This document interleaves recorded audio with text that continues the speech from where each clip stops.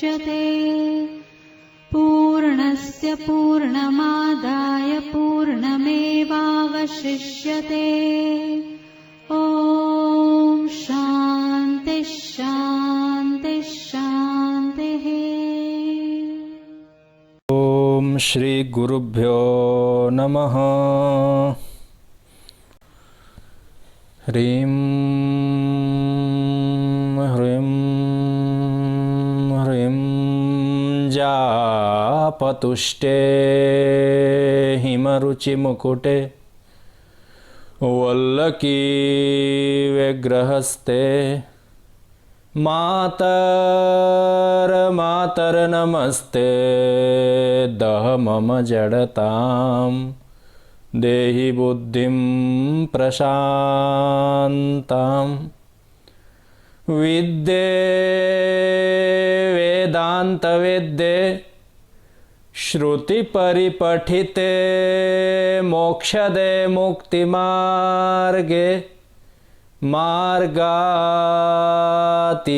स्वरूपे भव मम वरदा शारदे शुभ्रहारे शारदे शुभ्रहारे। श्री दक्षिणामूर्तिसुदेशिकेन्द्रं द्वैपायनं सूत्रकृतं मुनीन्द्रं श्रीशंकरं भाष्यकृतं यतीन्द्रं मद्देशिकं चापि नमामि नित्यं मद्देशिकं चापि नमामि नित्यं। हरि ओम सहनौ यशः सहनौ ब्रह्मवर्चसं ओम शांति शांति शांति। श्री गुरुभ्यो नमः। असंख्य कल्याण गुणगण निलय आनंद कंदचीन मूर्ति सच्चिदानंद परमात्मा की अहेतु की कृपा से मनुष्य जीवन का श्रेष्ठतम लाभ जिसको शास्त्र श्रवण कहा गया, उस पावन निमित्त से पुनः एक बार ऋषि गुरु और आचार्यों की परंपरा में उपस्थित होने का महत् सौभाग्य प्राप्त हुआ है। इस प्राप्त सौभाग्य के प्रति केवल ईश्वर का अनुग्रह और स्वयं के जन्मांतर के सुकृत ही मुख्य कारक हैं, ऐसा स्मरण करते हुए केनोपनिषद अत्यंत योग्य शिष्य और ब्रह्मनिष्ठ गुरु के मध्य में जो संवाद हुआ और उस संवाद का मीमांसित ब्रह्म तत्व निश्चित हो गया। गुरु का अनुभव और शिष्य के अनुभव में किंचित भी भिन्नता नहीं रही, सदृश और तुल्य अनुभव दोनों के हुए। इस बात को श्रुति ने मंत्रों के माध्यम से यस्या मतम तस्य मतम मतम यस्य विजानतः इत्यादि मंत्रों से श्रुति ने यथायोग्य प्रतिपादन कर दिया। यह तो उत्तम अधिकारियों के लिए प्रतिपाद्य ब्रह्म था, जो विदित अविदित कार्य कारण हेय उपादेय इत्यादि सकल धर्मों से रहित निर्धर्मक आत्मतत्व का निश्चय कर लिया। परंतु जो मध्यम अधिकारी हैं, जिनको उस प्रकार से निर्विशेष निर्गुण आत्मतत्व का भली प्रकार से निश्चय करना संभव नहीं है, अथवा बुद्धि की उस प्रकार से योग्यता नहीं हुई है जहाँ निर्विशेष आत्मतत्व को ग्रहण कर पाए, उनके लिए भी कोई विधि हो, इस उद्देश्य से यहाँ श्रुति पुनः उपासना से प्राप्त करने योग्य जो सोपाधिक ब्रह्म है, उसके प्रतिपादन के लिए तृतीय और चतुर्थ खंड में श्रुति प्रवृत्त हुई है। उसी क्रम में तृतीय खंड में यह आख्यायिका श्रुति ने दर्शन कराया कि जिस आख्यायिका में आकाशस्थ एक यक्ष प्रकट होकर के अग्नि और वायु देवता की उसने परीक्षा ली। देवासुर संग्राम में इंद्र के अधीन में रह करके सभी देवताओं ने असुरों को पराजित कर दिया। आकर के उन लोग उत्सव मनाने लगे। प्रसिद्ध यह आख्यायिका गत सत्रों में भी श्रवण किया ही गया है। अग्नि और वायु देवता परीक्षा में अनुत्तीर्ण होकर के जब लौट करके चले गए, देवराज इंद्र स्वयं उस यक्ष स्वरूप को जानने और समझने के लिए पुनः वहाँ उपस्थित हुए। परंतु जब तक राजा देवराज इंद्र वहाँ उपस्थित होते तब तक वह आकाश से तस्मात् तिरोदधे वहाँ से अप्रकट हो चुका था। वहाँ से वह यक्ष का स्वरूप विलीन हो चुका था। देवराज इंद्र वहाँ सम्मुखीन अर्थात उस आकाश में, जिस आकाश में यक्ष का दर्शन अभी अभी हुआ, वह आकाशस्थ होकर के उन्होंने चारों तरफ जिज्ञासावशात देखना आरंभ किया कि ओ अग्नि और वायु ने तो कहा था कि यही है, और स्वर्ग में रह करके इंद्र ने भी उस यक्ष के स्वरूप को देखा ही था। इसीलिए ही अग्नि और वायु देवता को उन्होंने प्रेरित किया था कि जाओ जा करके पता लगाओ। जब देवराज इंद्र स्वयं वहाँ उपस्थित होकर के उन्होंने जानने का प्रयास किया, तब तक तो वह वस्तु ही वहाँ से तिरोहित है। वो चिंतित हो गए और मन में उनको किंचित दुख और क्षोभ भी हुआ। वो जिस वस्तु को मैं जानने के लिए यहाँ आया, उपस्थित हुआ, परंतु वह वस्तु नहीं है, ऐसा कह करके। पूर्व में जो देवराज इंद्र ऐसा कह करके उनके अंतस में अभिमान इत्यादि था, शनै शनै वह अभिमान भी किंचित, आचार्य चरण ने कहा कि वो उनका अभिमान भी किंचित विगलित हो गया। स शांताभिमान इंद्रो ब्रह्म विजिज्ञासु, ऐसा कहकर के आचार्य चरण इंद्र के विशेषणों का कथन करते हैं कि वह इंद्र अब शांत अभिमान है। क्यों? इसलिए शांत अभिमान है कि वह जो यक्ष का स्वरूप यहाँ प्रकट हुआ था, जिसको अग्नि और वायु ने परीक्षा के माध्यम से संवाद किया, उनसे प्रश्नोत्तर किए, परंतु मेरे आने मात्र से ही अथवा मैंने दूर से उसको देखा और वह तिरोहित हो गया, तो फिर तो मेरे सामर्थ्य अथवा मेरे लिए मेरे प्राप्ति जैसा नहीं है। ये कोई महत है जो इंद्र के उपस्थित होने पर भी अपने आप को वहाँ से विलीन कर ले और हटा ले। तो उनके सने सने संपूर्ण अभिमान इत्यादि तिरोहित हो गए। परंतु अंतस में फिर श्रद्धा जागृत हुई कि हो न हो यह कोई महत वस्तु है। जो पहले तो ये संदेह था कि हो सकता है शत्रु इत्यादि हो, परंतु जब अग्नि और वायु के संवाद उन्होंने श्रवण किए, उन्होंने तो कहा कि ये तो बहुत महत वस्तु है। हमारा जो सामर्थ्य, वैभव, विभूतियाँ, योग्यता, शक्ति, इसके सामने उपस्थित होने पर तिरोहित हो जाते हैं। अग्नि ने जाकर के इंद्र को यह समाचार सुनाया कि मैं अग्नि उसके द्वारा दिए गए इस तिनके को भी नहीं जला पाया, तो फिर तो मेरा क्या सामर्थ्य रह गया। जो व्यक्ति तिनके को, व्यक्ति अर्थात देवता के स्वरूपभूत अग्नि देवता, जो संपूर्ण पृथ्वी को अथवा बहुत भूमंडल, खगोल, भूगोल को जलाने का सामर्थ्य है जिस अग्नि में, वह एक तिनके को न जला पाए, तो फिर वहाँ अभिमान करने वाली जैसी कोई बात अवशेष नहीं रह जाती।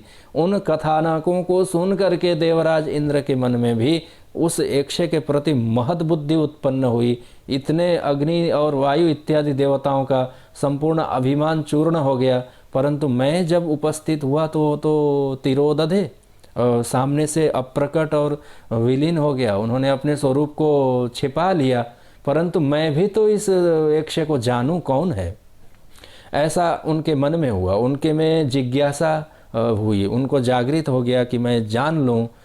श्रद्धा भी हुई उनके साथ में। केवल जिज्ञासा हो, जिज्ञासा मात्र से काम नहीं चलता। यदि श्रद्धा और भक्ति इत्यादि न हो तो फिर वह जिज्ञासा कुतूहलता में पर्यवसित हो जाती है, बस केवल और केवल जानने भर के लिए, हाँ ये क्या है। जैसे जो वस्तु नहीं खरीदने वाले व्यक्ति होते हैं, दुकानों पे जाते हैं, किन्हीं लोगों की हमने सुना है ऐसी आदत होती है कि बड़ी सी दुकान में जा कर के उन लोग इस वस्तु को, उस वस्तु को, उस वस्तु को, सबको निकाल करके अपने सामने में फैला लेते हैं कि ये कैसा है, तो ये ऐसा है, तो इसका इतना मूल्य है, इतने रुपए हैं, आदि आदि संपूर्ण पूछताछ कर लेता है। और अंततोगत्वा फिर वह उनमें से कोई वस्तु खरीद नहीं लेता, वो फिर 1 घंटे के बाद वो उठ करके वहाँ से चला जाता है। क्यों? क्योंकि उसको वहाँ खरीदने से अभिप्राय नहीं है, वो तो वस्तुओं को देखने भर के लिए गया था और उसको जिज्ञासा नहीं कही गई, उसको कुतूहलता कहा गया। उसके लिए कहा जा सकता है कि हाँ, उसने अपना कालक्षेप करने के लिए वहाँ गया था। तद्वद इंद्र यहाँ केवल कुतूहलता लेकर के कि बस कौन है जरा देख लो, इस दृष्टि से नहीं गए थे। वो यक्ष के महिमा, सामर्थ्य और योग्यता को देख करके, अग्नि और वायु के पराजित होने के कारण जाकर के महिमा से संपन्न अर्थात महत्व बुद्धि से युक्त होकर के भी गए हुए थे। उन्होंने जाकर के देखा कि यहाँ तो नहीं है, फिर अंतस में किंचित श्रद्धा और भक्ति के भाव भी जागृत हुए कि इतना बड़ा यक्ष जिसने अग्नि और वायु को पराजित कर दिया, तो यह तो अवश्य ही जानने योग्य है, इसके प्रति श्रद्धा और भक्ति मैं करूं और नमनीय हो जाऊं। ऐसा कहकर के देवराज इंद्र के अंतस में आचार्य चरण ने कहा कि किंचित भाव उद्रेक हुआ। ऐसा होने मात्र से ही वहाँ भगवती ब्रह्म विद्या प्रकट हो गई। तब उन ब्रह्म विद्या को इन्होंने पूछा था देवराज इंद्र ने कि स तस्मिन् एव आकाशे स्त्रियाम आजगाम। तब देवराज इंद्र ने पूछा था कि किम एतद यक्षमिति, यह जो यक्ष था जो पूर्व में अग्नि और वायु की जिसने परीक्षा ली और जिसको मैं आते आते वो तिरोहित हो गया, वह यक्ष कौन है? ऐसा कहकर के उन्होंने अपनी जिज्ञासा को उस ब्रह्म विद्या के सामने प्रकट किया। और इसी को भगवान ने श्रीमद् भगवद गीता में ये भी कहा कि आरंभ में जिज्ञासा तो हो परंतु श्रद्धा भी तो हो। श्रद्धा हो कि ये महनीय है, ये योग्य है, इससे मुझे ज्ञान की प्राप्ति हो सकती है, ये मुझसे श्रेष्ठ है ज्ञान में, ध्यान में, आकार में, वैभव में, विभूति में, योग्यता में, गुण धर्म में, जिस किसी भी दृष्टि से मुझसे यह श्रेष्ठ और अतिशय है, इस प्रकार की बुद्धि विशेष होगी तभी तो उसके प्रति श्रद्धा होगी ना। श्रद्धा अर्थात नमनीय का भाव होगा कि हाँ ये महत है। इंद्र के मन में इस प्रकार से जो यक्ष था अभी अप्रकट हो गया, वह उसके प्रति इस प्रकार से श्रद्धा की बुद्धि हो गई। भगवान ने भगवद गीता में स्पष्ट शब्दों में ये कहा है कि श्रद्धावान लभते ज्ञानम तत्परः संयतेन्द्रियः ज्ञानम लब्ध्वा पराम शांतिम अचिरेणाधिगच्छति। भगवान ने कहा ही है अर्जुन के लिए कि यदि तुमको ज्ञान प्राप्ति की इच्छा है तो श्रद्धावान होना पड़ेगा।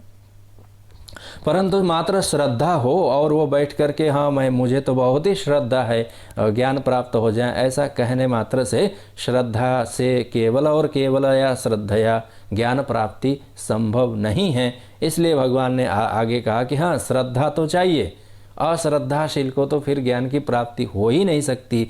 परंतु जो श्रद्धावान हो और उस ज्ञान प्राप्ति के लिए तत्पर न हो तो फिर उसको उस वस्तु की प्राप्ति होती नहीं है। इसलिए श्रद्धा से युक्त होकर के तत्परता पूर्वक प्रयत्न करना भी आवश्यक है। जैसे देवराज इंद्र ने देखा कि जिस यक्ष के सामने जाकर के अग्नि और वायु पराजित हो गए, उनकी शक्ति कोई काम की नहीं रही, वो पराजित होकर के म्लानमुख होकर के लौट करके आए, ऐसा महत बुद्धि उनके चित्त में हुई, तत्पर होकर के झट से चले गए। देवराज इंद्र यदि ऐसा करते कि वो अग्नि और वायु तो पराजित हो ही गए, मैं भी जाकर के पराजित हो जाऊंगा, ऐसा कह करके वो वहीं स्वर्ग में बैठे रह जाते, तो फिर यह यक्ष के दूर से ही सही देवराज इंद्र को दर्शन की प्राप्ति नहीं होती। इसलिए श्रद्धा तो हो परंतु तत्परता भी हो। तत्परम अर्थात उस वस्तु की प्राप्ति के लिए सतत उद्यमशील रहे, निरंतर लगे रहने का उसका स्वभाव हो, उसकी चेष्टाएं तदनुकूल हों, तत्पर होकर के प्राप्ति तक वो निरलस होकर के लगे रहे, तब उस व्यक्ति को उस वस्तु संबंधी अथवा जिसके प्रति श्रद्धा है, जिस वस्तु को प्राप्तव्य समझता है, उसके लिए वह प्राप्त कर सकता है। परंतु केवल श्रद्धा भी हो, आचार्य चरण ने कहा है वहाँ के भाष्य में, भगवत पूज्यपाद आद्य जगत गुरु भगवान शंकराचार्य ने कहा कि तत्पर भी हो जाए परंतु जाकर के उसकी तत्परता अस्त व्यस्त हो। जिस स्थान में जो वस्तु की उपलब्धि होती है वहां न जाकर के अन्यत्र चला जाए। व्यवस्थित भी तो होने की अपेक्षा रहती है ना। श्रद्धा से युक्त हो, अंतस में जिज्ञासा हो, ज्ञान प्राप्ति के लिए तत्पर हो और संयत इंद्रिय हो।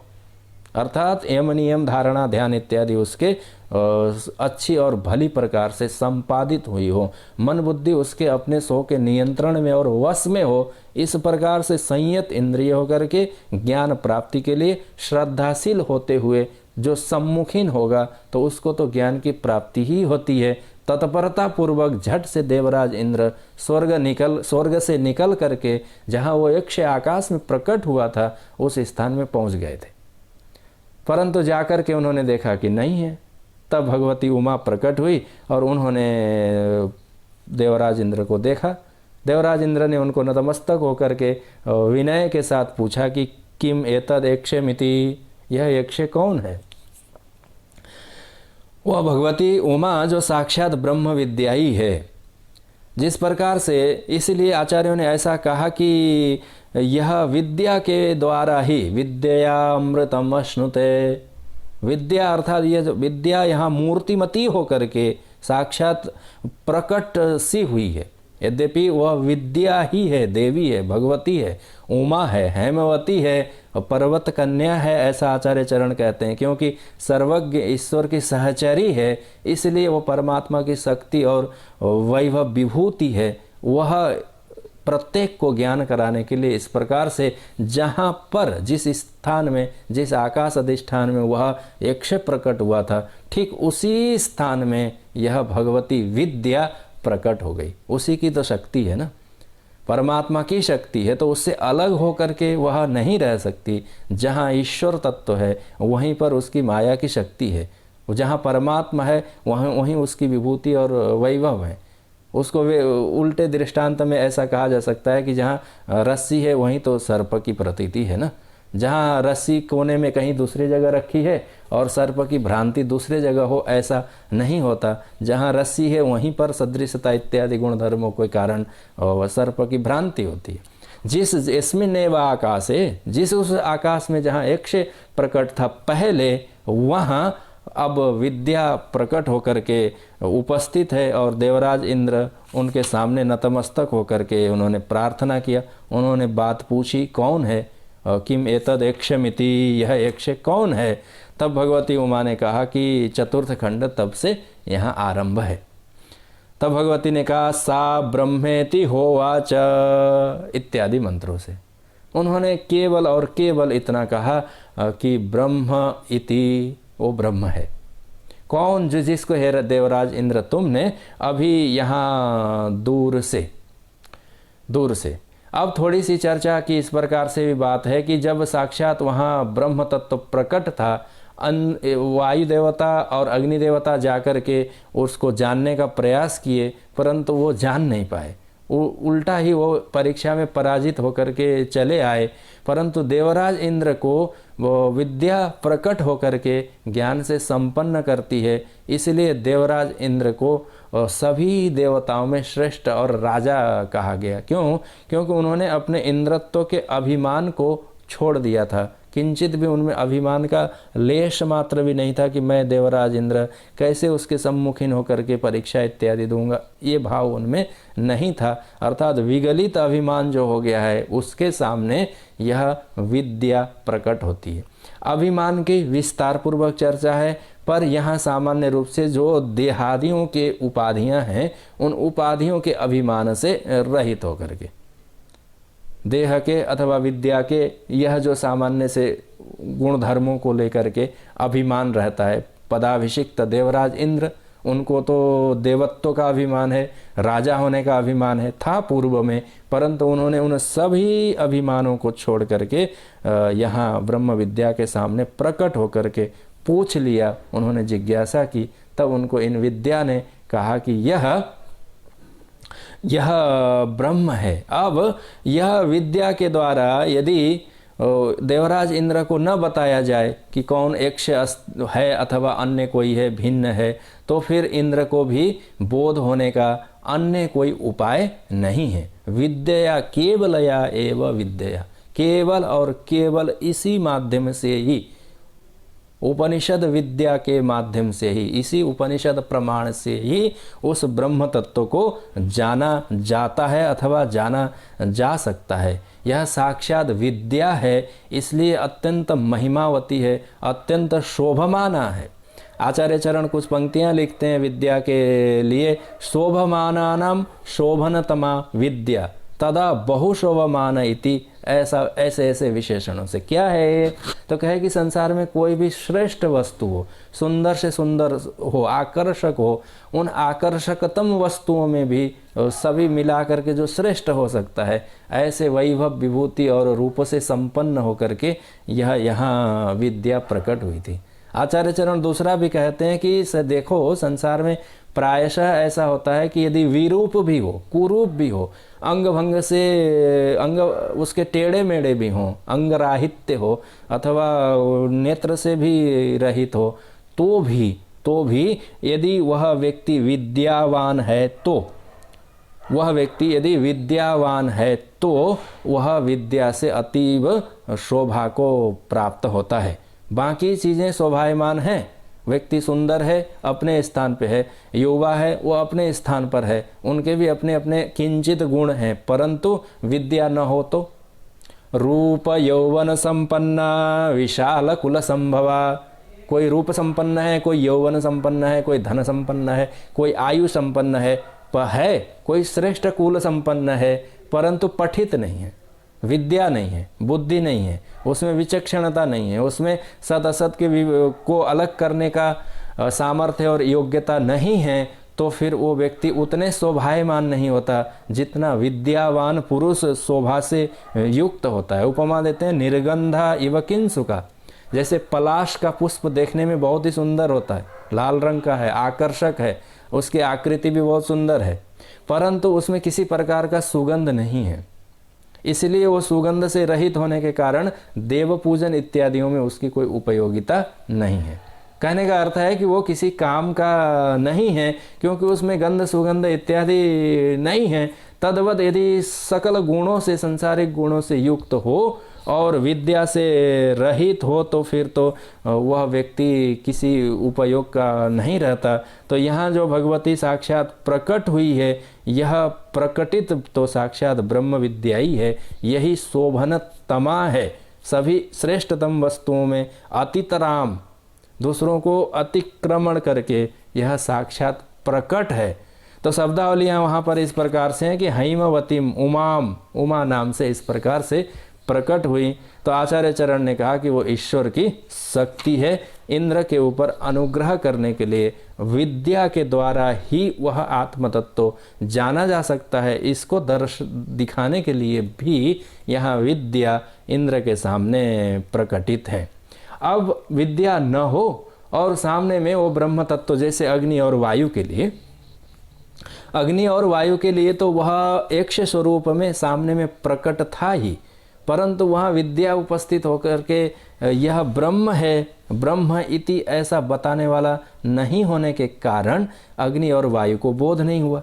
अन्यथा तो वह अग्नि और वायु जाकर के ब्रह्म है ऐसा जान लिया होता तो फिर उनके सामने जाकर के मैं अग्नि हूँ, जातवेदा हूँ ऐसा कह कर के अभिमान करने का अवसर उनके पास नहीं रहता। तो विद्या और विनय इत्यादियों से जो संपन्न है तो उनमें अभिमान की राहित्यता रहती है, अभिमान से रहित वो होते हैं। परंतु विद्या नहीं है तो फिर अभिमान इत्यादि दुर्गुण उसको घेर लेते हैं। अग्नि और वायुदेव ने जाकर के उस यक्ष जो ब्रह्म ही है उसके सामने जाकर के अपने अभिमान का ख्यापन किया था, मैं मातरिस हूँ, मैं वायु हूँ, मैं सबको उड़ा करके एक स्थान से दूसरे स्थान में ले जा सकता हूँ। क्यों? क्योंकि उनको बता देने वाली वहाँ विद्या नहीं थी कि किसके सम्मुखीन तुम उपस्थित हुए हो। कोई बहुत बड़े आचार्य विद्वान के सामने जाकर के कोई सामान्य अभी पढ़ने वाला व्यक्ति अभिमान नहीं कर सकता। यदि वो नहीं जानता होगा कि ये विद्वान है तो हो सकता है अपने किंचित विद्या का, पांडित्य का वहाँ प्रदर्शन करे, परंतु उसको जरा सा भी पता चल जाए कि ये बहुत बड़े विद्वान हैं तो फिर उसके सामने जाकर के व्यक्ति जैसे अस्तमित हो जाता है। वहाँ अपने अभिमान के प्राकाट्य का कोई अवसर और प्रयोजन नहीं रहता।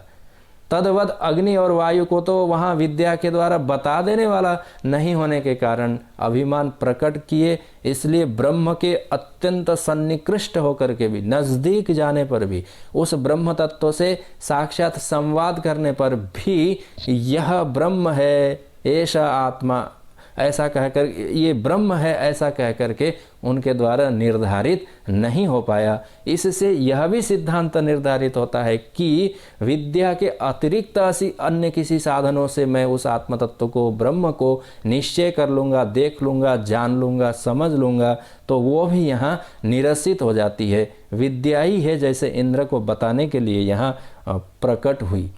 भगवती उमा आकर के, अभी किंचित अभिमान तो था इंद्र के अंतस में भी, कोई स्वतंत्र रूप से जान नहीं सकता। यदि कोई ब्रह्म तत्व को जानेगा तो इसी ब्रह्म विद्या से जानेगा, विद्या से। उन्होंने कहा कि यह जो अग्नि और वायु और साथ में तुम है देवराज इंद्र, यह जो तुम दोनों को और सभी देवताओं को यह अभिमान हुआ है कि असुर और देवताओं के जो देवासुर संग्राम है उसमें हमने असुरों को पराजित किया, मैं विजेता हूँ, मैं देवराज इंद्र अपने वज्र प्रहार से सब असुरों का संहार किया, वायु अग्नि ने सब असुरों को उड़ा करके और जला करके नाश कर दिया। ये जो तुम्हारा अभिमान है ना, वो यह अभिमान मिथ्या है, यह यहाँ श्रुति कहना चाहती है। तो देवराज इंद्र ने कहा, क्यों? मैं तो ऐरावत पर आरूढ़ होकर के वज्र इत्यादि धारण करके वज्रहस्त पुरंदर प्रसिद्ध मैं देवराज इंद्र असुरों के संग्राम में सबके सम्मुखीन होकर के, सबके आगे रह करके हमने युद्ध में असुरों को पराजित किया। तो कैसे मैं कहूँ कि मैं उन असुरों को पराजित करने वाला देवराज इंद्र नहीं हूँ? ऐसा इंद्र कह सकते हैं। क्यों? क्योंकि युद्ध तो उन्होंने किया, देवराज इंद्र ने किया, बाकी अग्नि इत्यादि देवताओं ने भी किया, सभी लोगों ने युद्ध तो किया ना। पर भगवती यहाँ क्या कहती है? वो ब्रह्म विद्या ज्ञान देवराज इंद्र को कि ये तद विजय, ये जो विजय तुम लोगों को प्राप्त हुआ है और इस विजय में तुम लोग अपने आप को ही नेता अर्थात उसका कारण तुम लोग मान रहे हो, परंतु इस विजय में, विजय से तुम लोगों की महिमा हुई है, विजय होने के, जीतने के कारण फिर से स्वर्ग में तुम लोगों की यह जो प्रतिष्ठा हुई है, फिर से तुम देवराज इंद्र बने हुए हो, अग्नि वायु इत्यादि को स्वाहा स्वधा का फल प्राप्त होना प्रारंभ हुआ है। इसमें तुम लोगों का कोई कृतित्व तो नहीं है, तुम लोगों के सामर्थ्य से यह तुमने इस युद्ध को, इस देवासुर संग्राम को जीता नहीं है, वह तो आत्मा ब्रह्म तत्व की महिमा से, ईश्वर अनुग्रह से जीता हुआ है। ऐसा भगवती श्रुति ने देवराज इंद्र को कहा। यह स्वीकार करना बहुतों के लिए अत्यधिक कठिन है। क्यों? कि संसार में भी छोटे से छोटा भी कोई कर्म संपादन करने वाला व्यक्ति होता है तो उसको यही प्रतीति होती है कि मैंने इस कार्य को संपादन किया, इसकी हमने योजना बनाई, इसके लिए हमने साधन सामग्री संग्रह किए, इसके लिए सबको एकत्रित किया, फिर प्रेरित होकर के, प्रेरणा दे करके समूह में जा करके हमने यह कार्य संपादन किया, पर करने वाला तो मैं हूं ना। ऐसा सबको अभिमान होता है। पर वो विद्या प्रकट होकर के देवराज इंद्र को कहा कि नहीं नहीं नहीं नहीं, ये जो महिमा तुम में, प्रतिष्ठा महिमा में नाम हो गया है तुम्हारा, ये कह सकते हैं। यह देवराज इंद्र, देखो देवराज इंद्र ने असुरों को पराजित कर दिया, ऐसी जो कीर्ति हुई है, ऐसा जो यश फैला हुआ है संसार में, यह तुम्हारा नहीं है, यह तो उस चेतन तत्व का है। ब्रह्म के सामर्थ्य से, ईश्वर के अनुग्रह से तुमने असुरों को पराजित किया है, इसलिए इसमें महिमा और प्रतिष्ठा उस ब्रह्म की है, तुम्हारी नहीं है, यह विद्या ने कहा। आचार्य चरण कहते हैं, भगवान शंकराचार्य आद्य जगत गुरु की, ईश्वरेण एव जीता असुराः, ईश्वर के द्वारा ही वह सब असुर पराजित हुए, देवराज इंद्र के द्वारा नहीं। तो फिर देवता लोग वहां क्या कर रहे थे? देवता लोगों ने अपने अस्त्र शस्त्र प्रहार नहीं किए क्या असुरों के ऊपर? किए तो, परंतु वो असुर प्रहार से, अस्त्र शस्त्र से नाश होने वाले असुर नहीं थे। इसलिए भगवान भाष्यकार कहते हैं, यूयम तत्र निमित्त मात्रम तुम लोग तो वहाँ केवल निमित्त मात्र बने हुए थे, वहाँ तुम लोग कोई कर्ता नहीं थे, केवल और केवल निमित्त ही बने हुए थे। और जीत किसकी थी? जीत तो परमात्मा की थी। महिमा किसकी थी? वो महिमा तो ईश्वर की थी। शक्ति किसकी थी? शक्ति तो ईश्वर की थी। सामर्थ्य किसका था? ईश्वर का था। परंतु तुम लोगों ने उस ईश्वर के शक्ति सामर्थ्य से युक्त होकर के जो किंचित असुरों के साथ छोटे मोटे अस्त्र फेंकने में, अस्त्र प्रक्षेपण में किंचित तुम लोगों ने शक्ति लगाया होगा, तो उसी को लेकर के तुम लोगों के अंतस में ऐसा अभिमान, इस अभिमान के कारण ही ये इंद्र तुम्हारे सम्मुखीन नहीं होकर के वह ब्रह्म तिरोधदे छुपा हुआ है। और तुम लोग तो निमित्त मात्र वहाँ पर हो, तुम लोग कोई कर्ता नहीं हो, तुम लोगों ने युद्ध नहीं जीता। और तस्यैव उसी ब्रह्म तत्व की विजयों में विजय से तुम्हें यह महिमा की प्राप्ति हुई है। अर्थात करने वाला और कोई रहता है, वास्तविक कर्ता, परंतु को जो जिसको यश कीर्ति प्राप्त होती है वह अपनी महिमा, अपना सामर्थ्य, अपना वैभव समझ लेता है। इसलिए भगवान भाष्यकार ने कहा निमित्त मात्रम।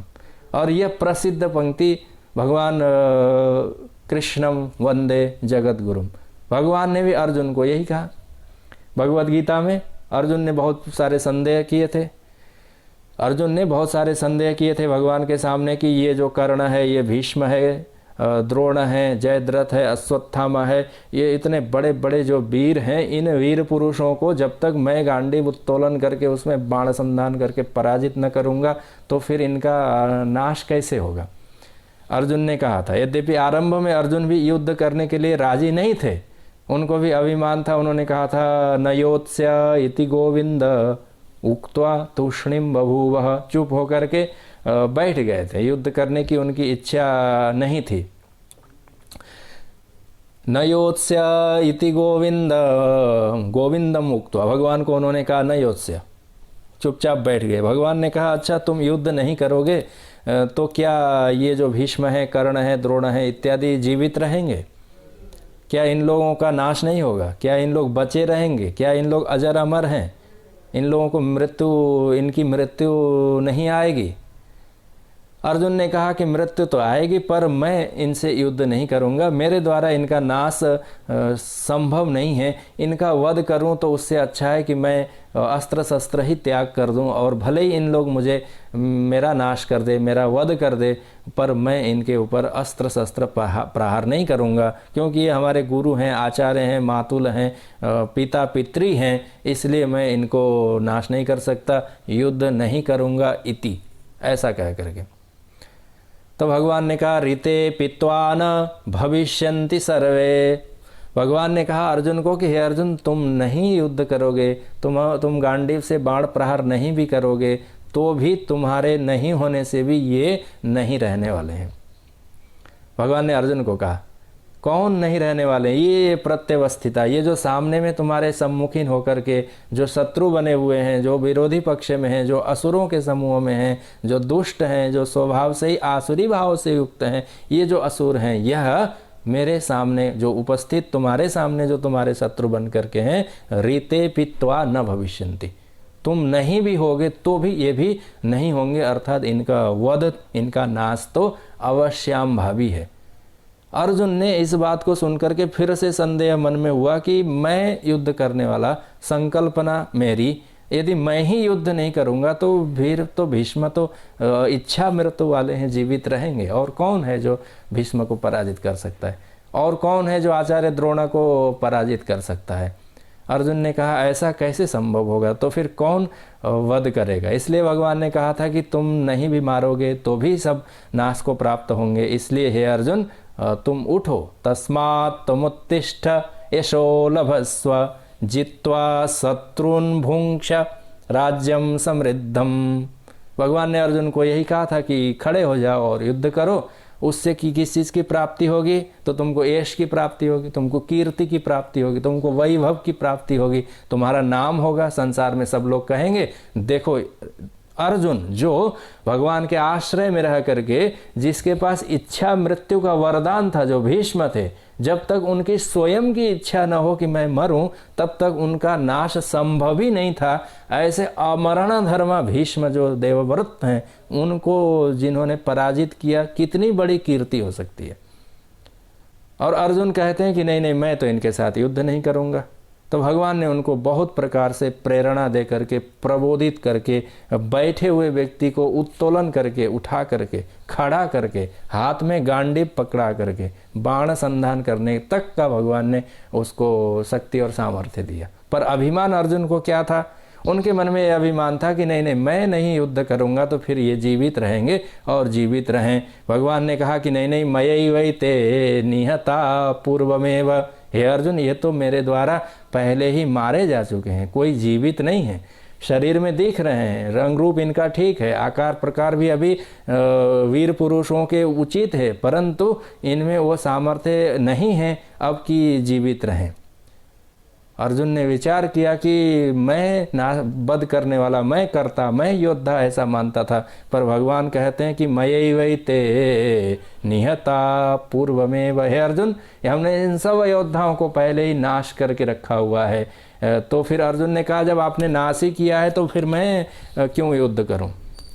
जीवात्मा की, अभिमानी पुरुष की बड़ी विडंबना है ना। तो यहाँ देवताओं को भी भगवती उमा ने क्या कहा? उमा ने ये कहा कि ये जो महिमा तुमको प्राप्त हुई है ना, वो महिमा तुम्हारी नहीं है, यह महिमा तो उस ईश्वर की है जिसने असुरों को जीता, असुरों को पराजित किया, उस ईश्वर ने। जिस प्रकार अर्जुन स्वीकार करने को तैयार नहीं थे कि भगवान ने सबका नाश किया और मुझे क्या फिर युद्ध करना, तो भगवान ने कहा निमित्त मात्रम भव सव्यसाचिन।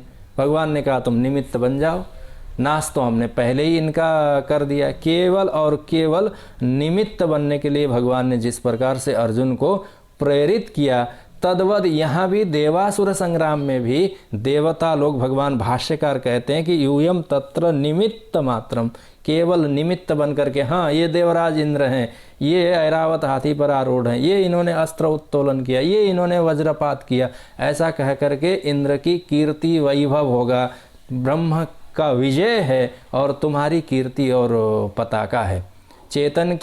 चेतन का सामर्थ्य है भीतर में, और कीर्ति और पताका ये से सब बाह्य संसाधनों का रहता है जिस प्रकार से, तद्वद वहाँ भी यही बात हुई। और यहाँ भी श्रुति ने यही कहा कि वह जो आत्म तत्व है, जो ब्रह्म है, जो आकाश में प्रकट हुआ, वही अपनी महिमा का ख्यापन करने के लिए, मुझ इस महिमाशाली ईश्वर तत्व को, परमात्मा को ये देवता लोग भी जान लें, इसलिए वह वहाँ अनुग्रह करने के लिए प्रकट हुआ था। अन्यथा तो देवता लोगों को उसी अभिमान में ही नित्य निरंतर रहते और बहुत काल के अनंतर फिर से पराजित हो जाते।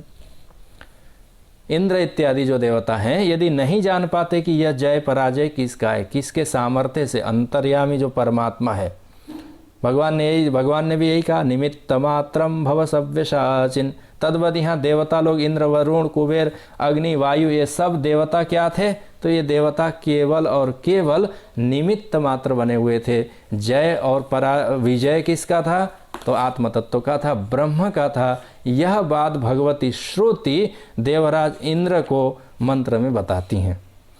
ये तद विजय, इस विजय में महीयध्वमिति ततो हैव विदान चकार ब्रह्मेति, ज्यों ही वह तो देवराज इंद्र योग्यता संपन्न है, भगवती श्रुति ने केवल कहा कि ब्रह्म इति, वो तो साक्षात ब्रह्म है, वो ईश्वर है, वो आत्मा है, ऐसा कह करके एक शब्द कथन करने मात्र से ही उनको तत्काल बोध हो गया। इसीलिए सभी देवताओं में ये देवराज इंद्र इस प्रकार से महिमा से संपन्न हुए। क्यों? क्योंकि इन्होंने सबसे पहले वो एक से कौन था ऐसा कह करके जाना। दूर से उन्होंने दर्शन किया था। दर्शन किए हुए वस्तु को, अर्थात देखे सुने जाने हुए वस्तु को कोई अंगुली निर्देश करके कहे कि ये वस्तु है, तो झटपट आपको यथार्थ बोध हो जाता है। जैसे ये समूह है, समूह में बहुत सारे व्यक्ति बैठे हुए हैं, उसी व्यक्तियों में किसी का नाम घनश्याम है, आप देख रहे हैं वहाँ घनश्याम भी है, राम भी है, श्याम भी है, देवदत्त, यज्ञदत्त भी हैं, सोमदत्त और बाकी लोग भी वहाँ पर बैठे हुए हैं। सब समूह है व्यक्तियों का, उसमें कोई एक घनश्याम है। आप द्वार पर खड़े होकर के देख रहे हैं कि हाँ ये है, तो क्या है? तो व्यक्ति हैं, एक एक नाम वाले, जो कोई भी नाम वाले होंगे। तत्तद नाम वाले व्यक्ति वहाँ बैठे हुए हैं, पर आपको बोध नहीं है कि ये घनश्याम है, ये यज्ञदत्त है। और कोई व्यक्ति आकर के जो उसको पहचानता है वो बता दे कि कौन सा घनश्याम है, तो ये घनश्याम, तो आप देख लेंगे अच्छा ये घनश्याम है। उससे पहले भी आप उस घनश्याम नाम वाले व्यक्ति को देख जान रहे थे, वो आपके सामने ही था, पास में ही बैठा हुआ था, परंतु पूर्व में कोई निर्देश करके बता देने वाला, ज्ञान कराने वाला नहीं था, इसलिए आपको बोध नहीं था।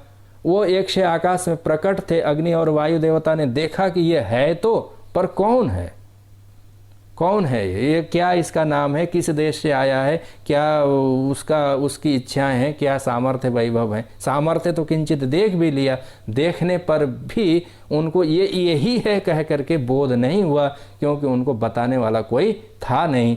तो यह जो ब्रह्म तत्व आकाश में प्रकट हुआ है, उसको भगवती श्रुति कहती है कि ब्रह्म विद्या साक्षात आकर के इंद्र को कहा कि अरे क्या कौन है, ब्रह्म इति, यह तो ब्रह्म है, ऐसा कह करके बता देने मात्र से ही उनको तत्काल ब्रह्म इति, यह ब्रह्म ही है, इस प्रकार का निश्चित और यथार्थ ज्ञान हो गया। इसी ज्ञान से और साथ साथ में ज्यों ही उनको इस प्रकार का बोध हो गया, जो बचा खुचा भी उनका जो किंचित भी यदि अभिमान इत्यादि रहे होंगे, वो सब भी विगलित होकर के नष्ट ही हो गए।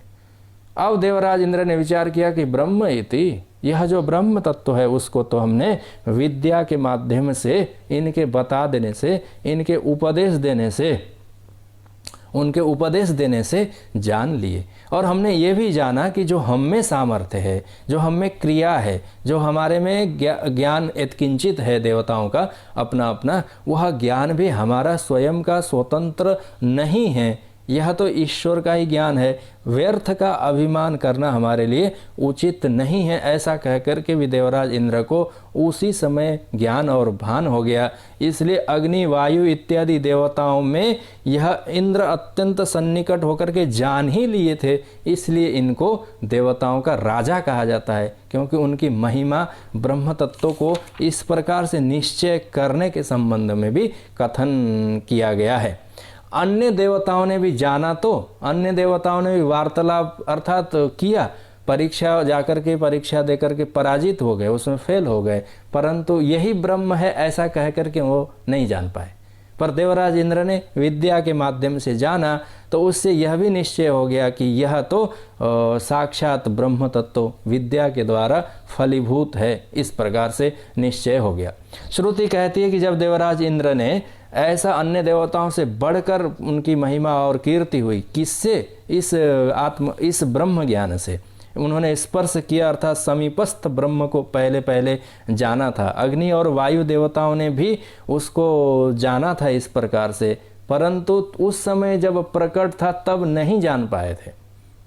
जब प्रकट था आकाश में, वायु और अग्नि देवता वंचित रह गए थे। इंद्र भी दूर से देखा और विद्या ने कथन कर दिया तो उनको अपरोक्ष हो गया, पर अग्नि वायु और बाकी लोगों को जिन्होंने उस प्रकार से निश्चय नहीं किया, वे लोग ये जो प्रकाट्य ब्रह्म है उसको अब किस प्रकार से जाने, यह प्रश्न आने पर श्रुति यहाँ कहेगी कि उसको जानने की विधि है, अस्ति एव। क्या विधि है? तो कहते हैं उसी का नाम उपासना ऐसा है। और मूल में वह जो ब्रह्म तत्व है जो देवताओं के विजय में कारक था, उसको भी इस प्रकार प्रकट होने का यही अभिप्राय था कि जिन किन्हीं व्यक्तियों को निर्विशेष निर्गुणतया बोध होना उस प्रकार से संभव नहीं है, उनके लिए भी उपासकानां सिद्ध्यर्थ, उपासना करने वालों को सिद्धि के लिए अर्थात ब्रह्म तत्व के बोध के लिए ब्रह्म इस प्रकार से वह वहाँ नाम और रूपधारी होकर के प्रकट हुआ है, यह कथन श्रुति करना चाहती है। तो यह जो प्रकट है ब्रह्म, उसको किस प्रकार से जाने? तो जिस प्रकार से देवराज इंद्र ने श्रद्धा भक्ति से युक्त होकर के तुरंत वहाँ जा कर के तत्पर होकर के संयत इंद्रिय होकर के जिज्ञासा लेकर के जाने, तद्वत इस ब्रह्म तत्व को जानना चाहिए। इस अर्थ में श्रुति यहाँ सभी के लिए उपास्य ब्रह्म का, ध्येय ब्रह्म का आदेश देती है। आदेश अर्थात उपदेश देती है। क्या उपदेश देना चाहती है श्रुति? तो कहते कि वह जो निर्विशेष, निर्गुण, निरुपाधिक, सकल धर्मों से रहित, जिसको अविषयतया जानते हैं योग्य पुरुष, परंतु जिन्होंने अविषयतया निर्धर्मक रूप में, निरुपाधिक रूप में, निर्विशेष और निर्लक्षणा से अतिरिक्त तत्व यदि कोई जानना चाहे तो उस ब्रह्म की किस प्रकार से उपासना करें, कैसे चिंतन करें, कैसे मनन करें, उसको कहाँ बैठाएं, ऐसी आकांक्षा होने पर श्रुति कहती है कि उसको अब जानने की पद्धति तो कोई एक माध्यम से है। क्या माध्यम है? तो माध्यम तो यही है, विद्या ही माध्यम है। विद्या के अतिरिक्त तो दूसरी कोई विधि नहीं है। परंतु यह वह विद्या जो बिना किसी आलंबन और उपाय के तत्व को नहीं पकड़ सकते, उनके लिए यहाँ प्रतीक के रूप में अथवा कोई आलंबन के रूप में इस ब्रह्म तत्व को सभी के लिए समझाने के लिए यह प्रकटीकरण है, ऐसा आचार्यों का यहाँ कथन है।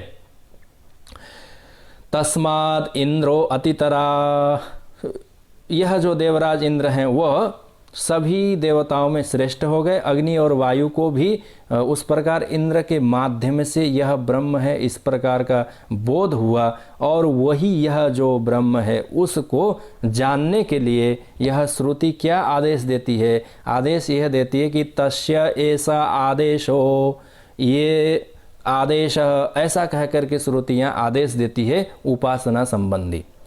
उपासना संबंधी आदेश का अर्थ हुआ कि बैठ करके आपको चिंतन करना है वो ब्रह्म तत्व किस प्रकार से, कैसा है, अथवा भिन्न है, अभिन्न है आदि। परंतु कहाँ, किस प्रकार से, कैसा? तो यहाँ श्रुति दो उदाहरणों के माध्यम से कहती है कि जैसे वह एक क्षय के रूप में आकाश में प्रकट हो गया ब्रह्म तत्व, फिर प्रकट होते ही वो झट से विलीन हो गया, जैसे झट से विलीन हो गया। तो इस प्रकार से प्रकट होना और तत्काल जैसे विद्युत के चमकने के समान, विद्युत तदा, इस प्रकार से श्रुति शब्दों का कथन करती है। श्रुति कहती है कि जिस प्रकार से आकाश में बिजली के चमकने से जिस प्रकार का प्रकाश होता है, और वह प्रकाश जितनी देर में बिजली का चमकना है उतनी ही देर में वो बिजली का चमक करके हट जाना है, अर्थात उसको क्षण की गिनती में गिना जा सकता है अथवा नहीं कहा नहीं जा सकता। परंतु जिस प्रकार से विद्युत का चमक है, चमकना और तिरोहित होना, इतनी ही देर में आकाश में वो ब्रह्म अक्षय के रूप में प्रकट हो गया और तिरोहित हो गया। तो उससे क्या निश्चय करना चाहिए कि कहे कि हाँ, वह यह जो ब्रह्म तत्व है संपूर्ण प्रकाशकों का प्रकाशक है, स्वयं प्रकाश। यद्यपि शब्दावली है कि विद्युतो, जैसे विद्युत, व्यद्युत्यद, इस प्रकार से जैसे विद्युत इस प्रकार चमकशील होकर के आकाश में प्रकाश से व्याप्त करके सभी को आलोकित करके फिर से विद्युत तिरोहित हो जाती है, तद्वद यह जो ब्रह्म तत्व है इस प्रकार से प्रकट हुआ, इसकी उपासना करनी चाहिए, ऐसा कह कर के यहाँ श्रुति कहती है। ये क्या है? तो कहा गया कि यह आचार्य चरण कहते हैं उपमोपदेश है। पूर्व में तो जो उपदेश था वो उपमा अथवा इत्यादि वाला नहीं था, वो निर्विशेष था, निर्धर्मक था, निरुपाधिक था, अविषयतया ही जानने की वहाँ बात थी, वो अन्य था, वो चतुर्थ था। परंतु यहाँ पर ये उपास्य रूप है, यह ध्येय रूप है, इसका ध्यान किया जा सकता है कि हाँ, यह इस प्रकार से ब्रह्म तत्व है। कहाँ है? तो जगह कहे विद्युत के समान जैसे चमका और विद्युत के समान वह वहाँ से तिरोहित हो गया, इस प्रकार से निश्चय किया जा सकता है। तो आचार्य चरण ने कहा तस्य प्रकृतस्य ब्रह्मण ऐसा आदेश, यह उपदेश है। क्या उपदेश है? तो कहा गया कि यद्यपि उस परमात्मा जो ब्रह्म तत्व है वो एकमेव अद्वितीय सद होने के कारण उसकी कोई उपमा नहीं है, न तस्य प्रतिमा अस्ति यस्य नाम महद्यशः, ऐसा कह करके श्रुतियाँ कहती हैं। उसके बराबर नहीं खोज करके ला सकते, उसके समान भी नहीं ला सकते और उससे अलग प्रकार का भी नहीं ला सकते, अर्थात उसकी कोई उपमा नहीं है, उसकी बराबरी नहीं है, उसकी सदृशता नहीं है, क्योंकि अकेला है ना। दूसरा कोई होता, जुड़वा होते तो कहते कि इसके समान वह दूसरा है, परंतु यहाँ तो अकेला होने के कारण, अकेला और एक होने के कारण श्रुति कहती है कि वह उपमा तो नहीं बन सकता, निरूपमा होने पर भी यह विद्युत के माध्यम से एक उपमा दी जा सकती है कि जैसे आकाश में निरूपमस्य ब्रह्मणो येन उपमानेन उपदेशः सो अयम आदेश इति उच्यते, ऐसा आचार्य चरण कहते हैं।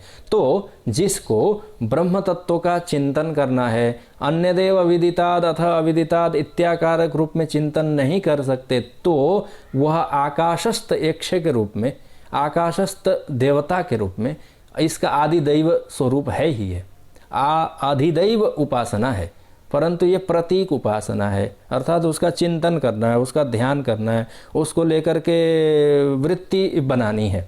पर सिद्धांतों में आचार्यों ने कहा कि यह तो यद्यपि उपमा तो नहीं है, फिर भी उपमा के समान है।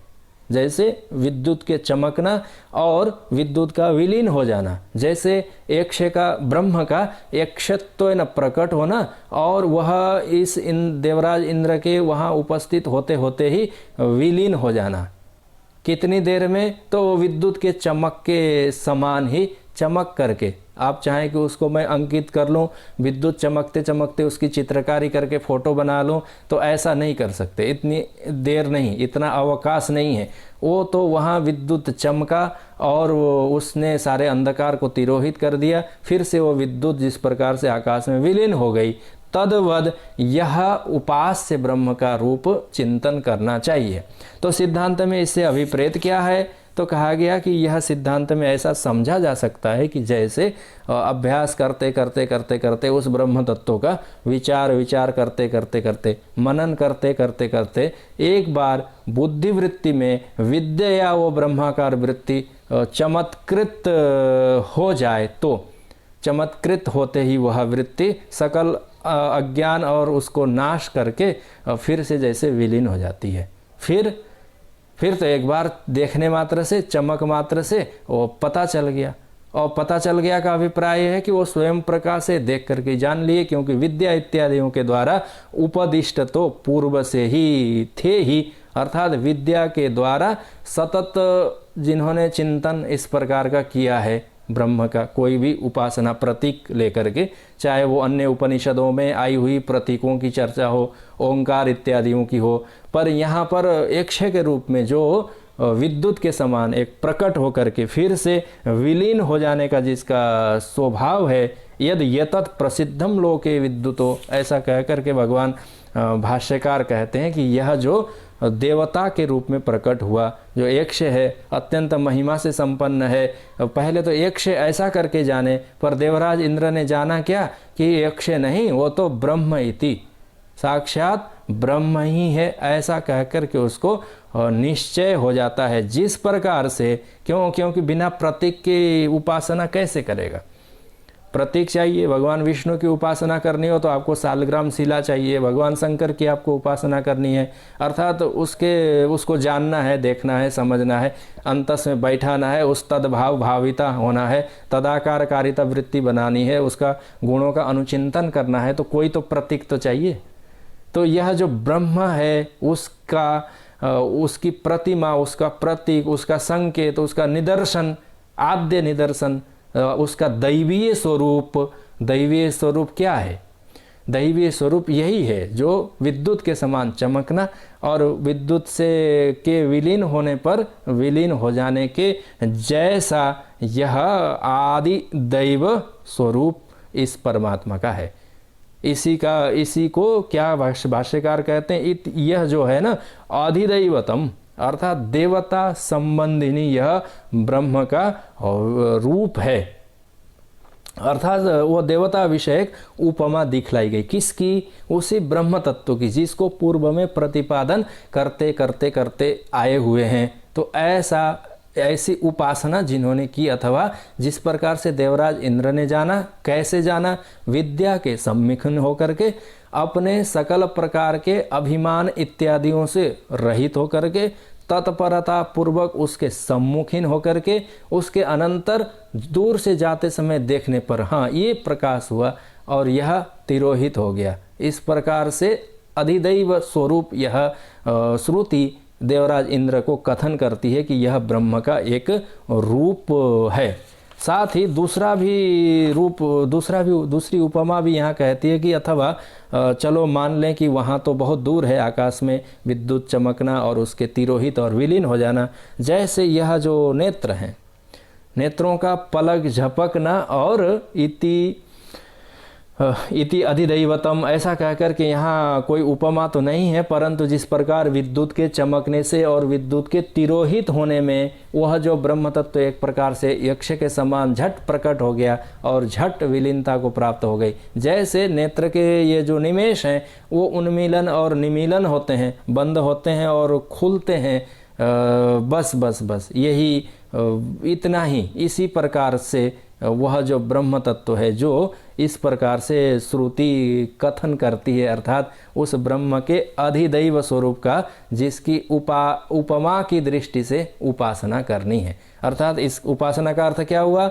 उपासना का अर्थ हुआ कि इसी का चिंतन, इसका स्मरण, इसका अनुचिंतन।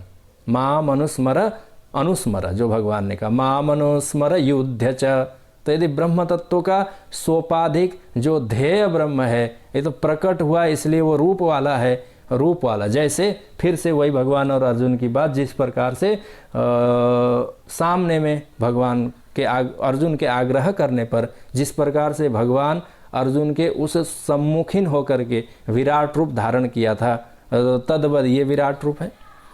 जिस प्रकार से ये देवताओं संबंधी विराट रूप है और वो मानुष संबंधी रूप है। अब कोई ऐसा प्रश्न करे कि भाई यह जो परमात्मा का ये जो उपासना संबंधी रूप है, यह उपासना संबंधी रूप किस प्रकार का? तो श्रुति ने ये कहा कि विद्युत, जिस प्रकार से विद्युत चमकना, अर्थात इस प्रकार से विद्युत जिस प्रकार से चमकना, उसको अर्जुन ने देख करके अपने नेत्रों से, यद्यपि वो नेत्र भी भगवान ने अर्जुन को अनुग्रह करके दिया था, वो अनुग्रहित नेत्रों के द्वारा, उसी को विद्या कहा जा सकता है। वहाँ आचार्यों ने उसको कहा है शुद्धांतःकरण। यहाँ पर विद्या साक्षात ग्रहण करके अर्जुन ने जैसा देखा था तो भगवान ने वही कहा कि यह तो तेजोमयम रूप था।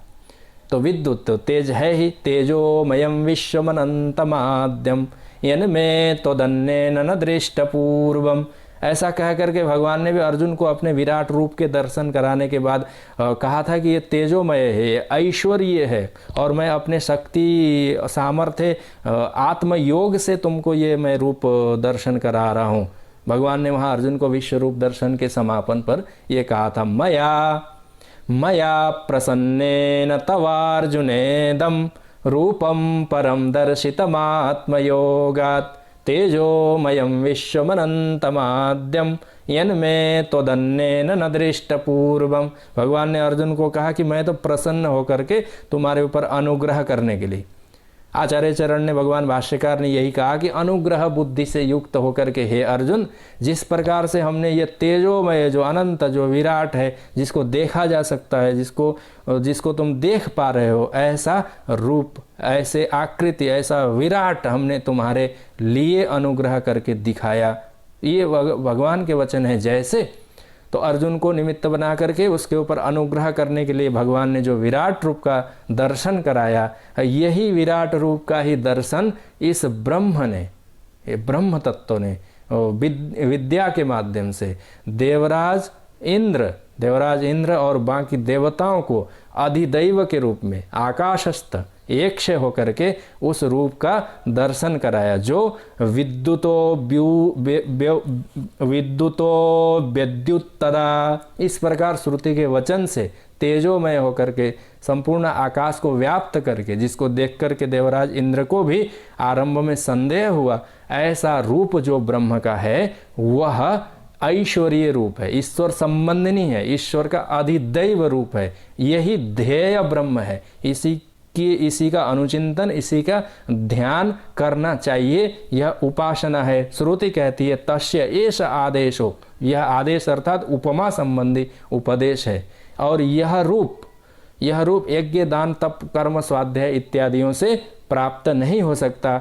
वह इस यहाँ प्रसंग में भगवती विद्या साक्षात प्रकट होकर के जो देवताओं को दर्शन कराई, इससे भी यह बात निर्धारित होती है कि अनन्य साधन है, अर्थात केवलया एवं विद्या इत्याकार का जो ब्रह्म संबंधी उपास्य रूप है उसको देखा, सुना और समझा जा सकता है। यह यहाँ श्रुति उपास्य ब्रह्म का प्रतिपादन करना चाहती है। पर यह क्या था? यह तो उस परमात्मा का दैवत रूप था, अधिदैव रूप था।